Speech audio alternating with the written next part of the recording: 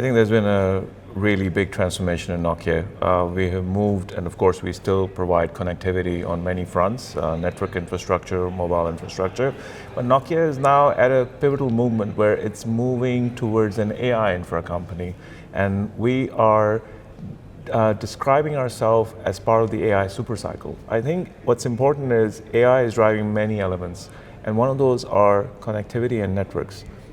So we believe the future of networks is AI native, and that means we're investing in the right parallels when it comes to network infrastructure, which is data center, optics, fixed, and then also on the mobile side, where we're looking at driving new opportunities, radio access networks, and defining those new parameters where operators can take advantage of use cases. I think again, AI infrastructure globally is changing dynamics. Market dynamics are completely changing. Massive capex in all areas, may it be NVIDIA, may it be Google, every company is investing heavily.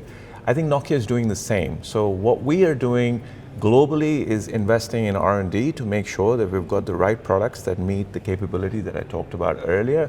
But what's happening in the region, I think the region is really reshaping itself as well, because if you go back to 5G, it was all about the US and Japan and Korea making that dynamic work. Today, I think when it comes to 6G, which is going to be native AI-led, Middle East is going to be at the center of everything. So I think we're investing across all our customers. I think our customers are very eager to see how you transform networks to native AI. And I think we see that across here in the UAE, which is leading both from a country leadership perspective as well as the operators. They really want to see where they can take those networks, where they can take the industries, physical AI. All of those elements are primary objectives for the leadership in Du and Etisalat both. Also, I think we see it across the region. We see it in Saudi, investing heavily. So I think in 2 years, we're sitting at the nucleus of what will be happening on AI in the world. I think if you look beyond what people use every day as ChatGPT and others, I think there's a lot of advancement that's happening on the industry side, and we need to bring that forward. I don't think we're there. A lot of work needs to happen both on the industry vendor side as well as the operators, also on the mindset for consumers. How do you consume AI? Ethically, it's an important part as well. So I think all of that will happen, but as 6G transforms in 2 years or so, you will start seeing everything aggregating together in this region. I think projecting what AI has done to Nokia is several fronts, right?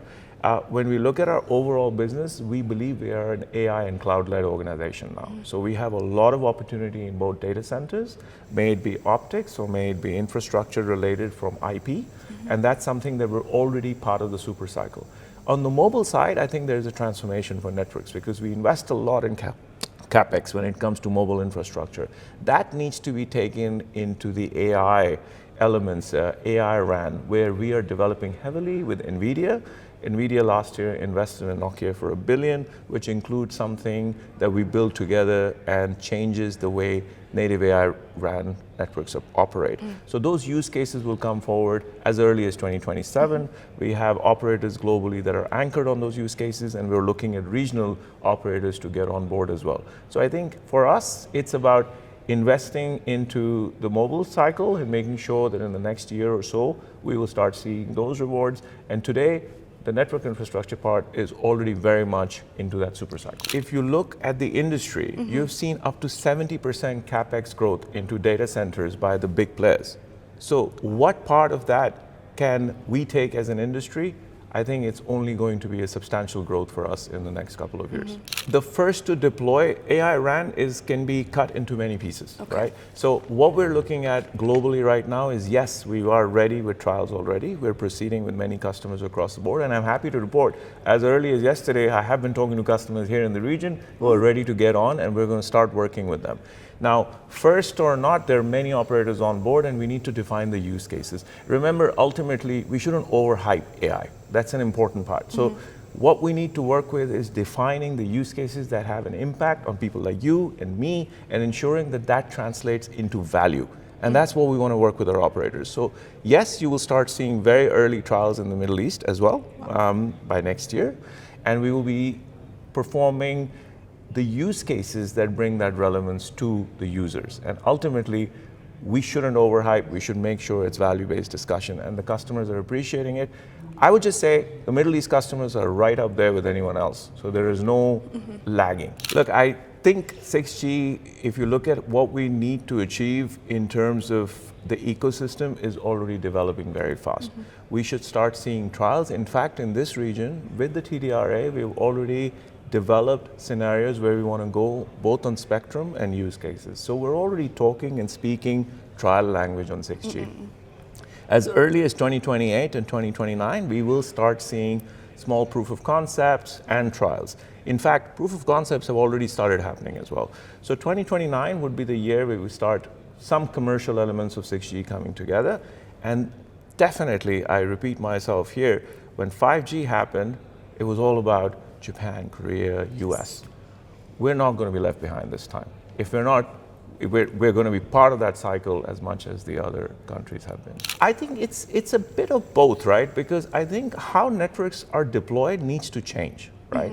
And that's where native AI networks come in. Because what we're saying native AI networks do is ultimately change things, how network is consumed, right? So if we talk about what AI RAN means, it means many things.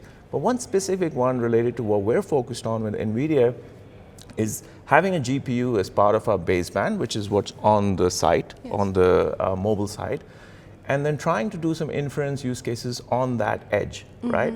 And that changes, in principle, how you deploy networks. You're a distributed network versus a centralized network. So what does that do? That changes the commercial modeling of the network. That changes how CapEx is deployed across networks. So a lot needs to happen. We need to drive the use cases.